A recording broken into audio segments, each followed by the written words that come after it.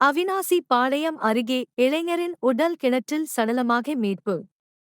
திருப்பூர் மாவட்டம் கொடுவாய் பகுதியில் வசித்து வருபவர் மனோஜ் வயது 30 வேங்கி பாளையத்தில் உள்ள தனியார் நிறுவனத்தில் டிரைவராக வேலை செய்து வருகிறார். நேற்று இரவு 10 மணி அளவில் கொடுவாயில் இருந்து தனது அண்ணன் செந்தில்குமார் வீட்டுக்கு செல்வதாக கூறிவிட்டு தாராபுரம் ரோடு திருப்பூர் கோவில்பாளையம் பாலகிருஷ்ணன் தோட்டம் அருகே வரும்போது இருசக்கர வாகனத்தில் வேகமாக வந்த நிலையில் தடுமாறி சாலை ஓர கிணற்றில் 70 அடி ஆழமுள்ள கிணற்றில் தவறி விழுந்தார். இன்று காலை அப்பகுதி பொதுமக்கள் கிணற்றில் ஆண் சடலம் இருப்பதாக திருப்பூர் தெற்கு தீயணைப்புத் துறையினருக்கு அவிநாசி பாளையம் காவல் நிலையத்துக்கு தகவல் தெரிவிக்கப்பட்டது. சம்பவ இடத்துக்கு விரைந்து சென்ற திருப்பூர் மாவட்ட அவிநாசி பாளையம் போலீசார் உடலை கைப்பற்றி பிரேத பரிசோதனைக்காக திருப்பூர் அரசு மருத்துவக் கல்லூரி மருத்துவமனைக்கு அனுப்பி வைத்தனர். அவிநாசி பாளையம் காவல் நிலைய போலீசார் உடலை கைப்பற்றி